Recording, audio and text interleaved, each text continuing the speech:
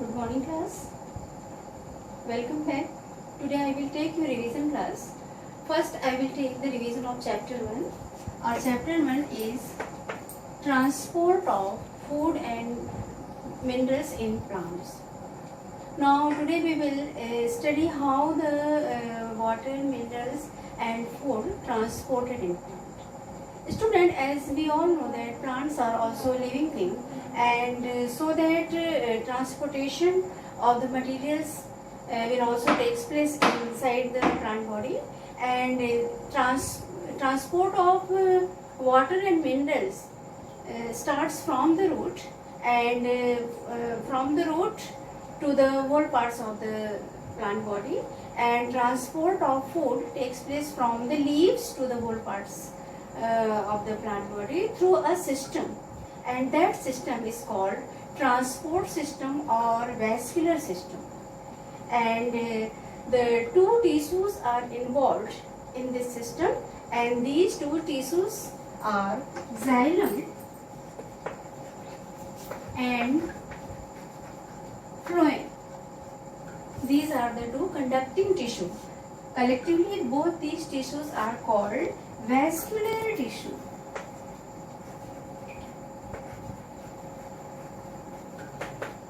And the plant in which these tissues are present, that plant is called vascular plant. Now we study the structure of xylem and phloem at the net. First is the xylem.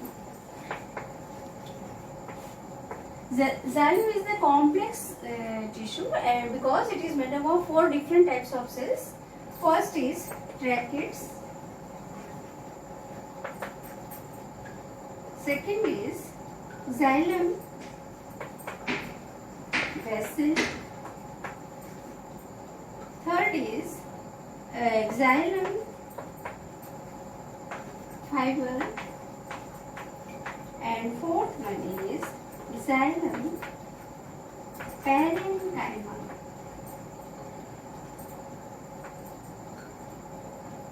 Out of these 4 cells, these 3 cells are dead cells.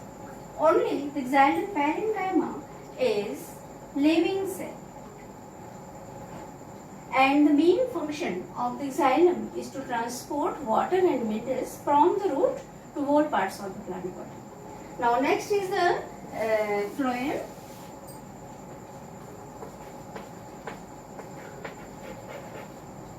It is also made up of 4 types of cells. First is sieve tube. Second is companion cell.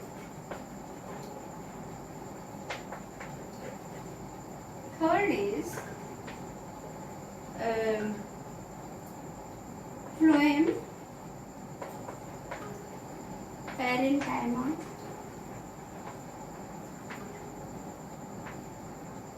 And fourth one is phloem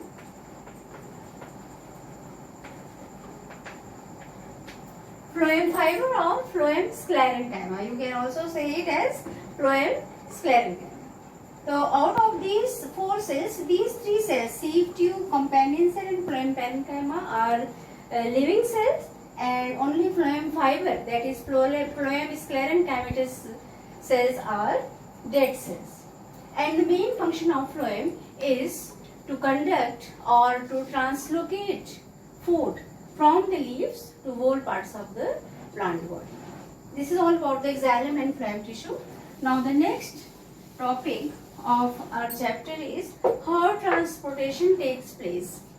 There are some processes given in your book. First is diffusion. Second is osmosis. And third is active transport.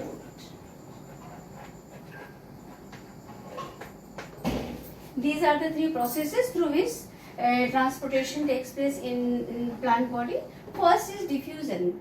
Diffusion is the movement of the particles from its higher concentration to its lowest concentration.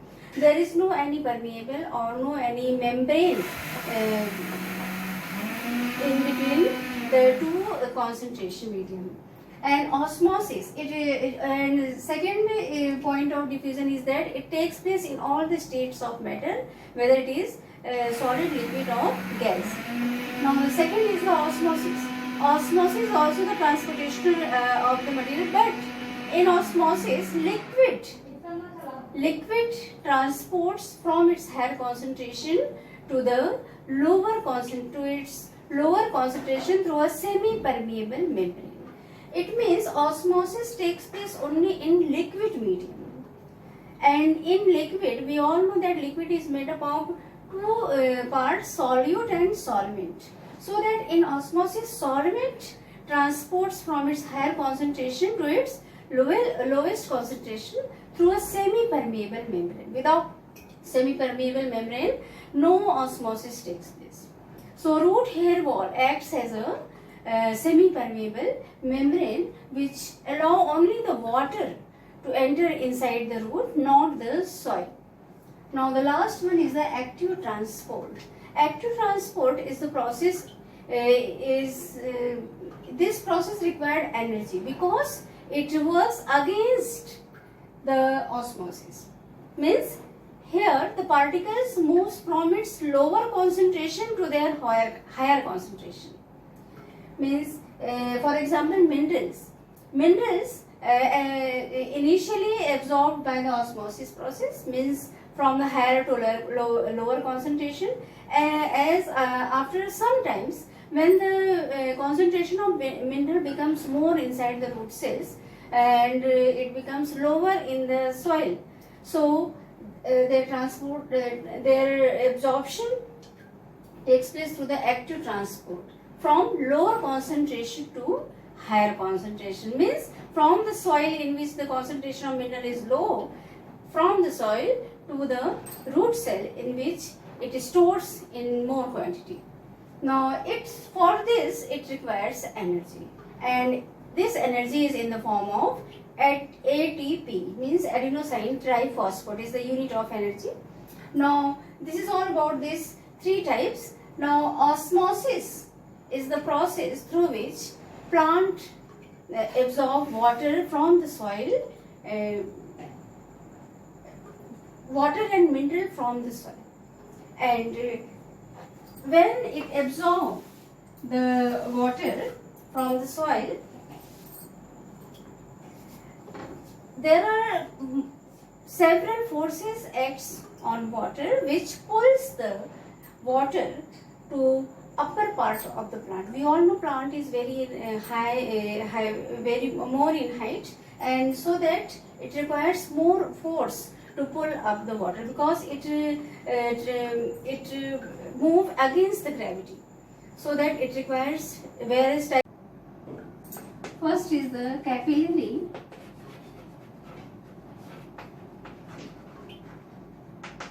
Capillary action. Capillary means we all know that xylem vessels are very narrow in structure, and this narrow structure of the xylem vessel helps the plant and minerals to pull up inside the plant body.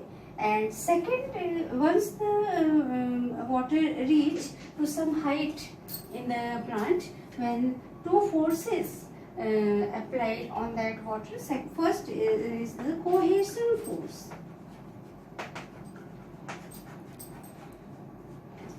Cohesion force means the attraction between the water molecules, and this attraction between the water molecules also helps the water to pull up inside the plant body. And third is the adhesion.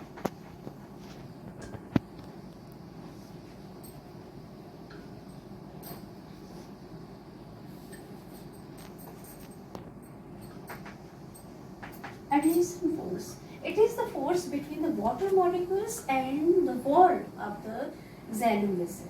And this attraction between the wall and water molecules also helps the water to pull inside the plant body. And out of these three, the fourth more important pull is also there, and it is called transpiration.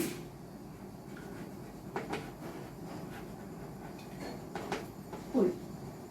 Transpiration pull means transpiration is the process that occurs in the plant body, and this is the process in which water loss through the stomatal pores, and this loss of water makes a pull channel inside the exanum vessel, and it also helps the plant to it also helps the water to pull up inside the plant body. These are the some forces which helps the water to pull up inside the plant body. And after all this, the next topic of our chapter is transpiration.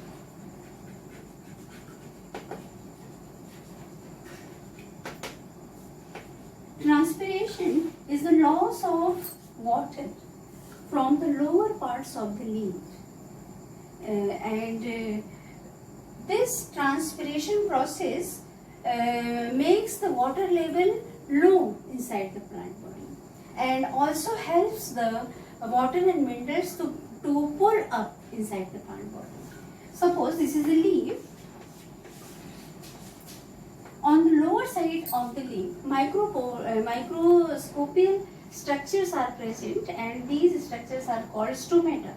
And in the light, these stomatal pores get open, and through which water loss in the form of water vapor, and this process is called transpiration. This is a very important process. Because of this process, stomatal pores get open, and due to the opening of the stomatal pore, gases exchange also takes place inside the plant body. That is, in entering of the carbon dioxide and exhaling of the oxygen.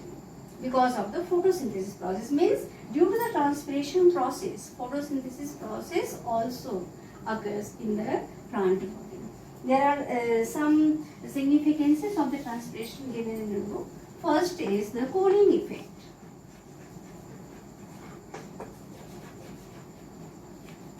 Due to the transpiration, we all know that evaporation always causes cooling, and it is a type of evaporation. Means water loss in the form of vapors. So that in summer, in hot region, it gives cooling effect on the plant body. And due to the transpiration process, photosynthesis process also takes place inside the plant body, and gaseous exchange will also takes place in the plant body. These are the some significances or importance of the transpiration. Now there are some effects are given in your some factors given in your book that affects the rate of transpiration. What are that factor? First is the temperature.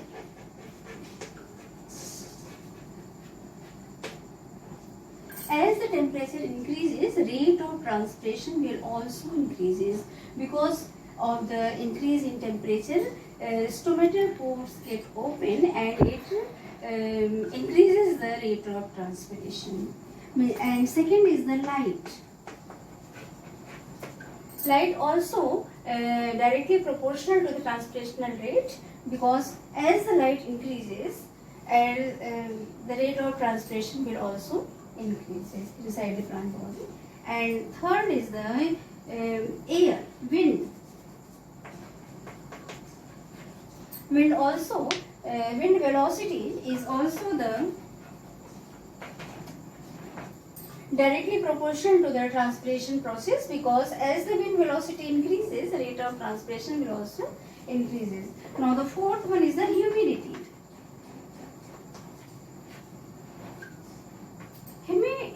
Humidity decreases the rate of transpiration, because the humid, what is the humid condition? Means presence of water in the air.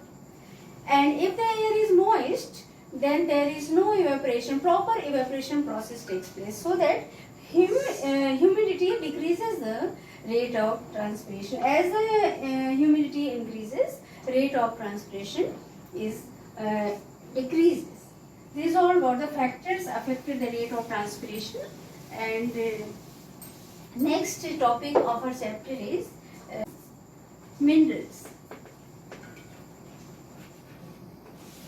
Minerals are, as water is essential, as we all know that water is very essential for the growth and development of the plant body. In the same way, minerals are also very important for the growth and development of the plant body. And there are two types of minerals on the basis of requirement. Minerals are categorized into two groups, macronutrient and micronutrient. The minerals which are required in more quantity, they are called macronutrient.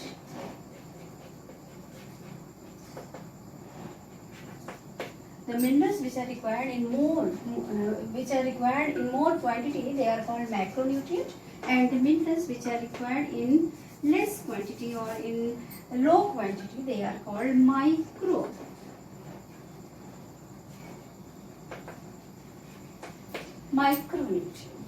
And the examples are given. Mostly examples comes in the examination. So you all have to learn what are the example of these macro and micronutrient. Now the next topic is translocation of the food. The conduction of food is called translocation.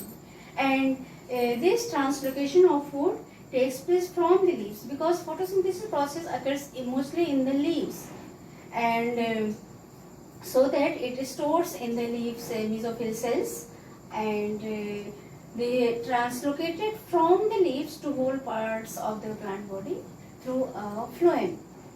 And in this way we have completed the revision of first chapter.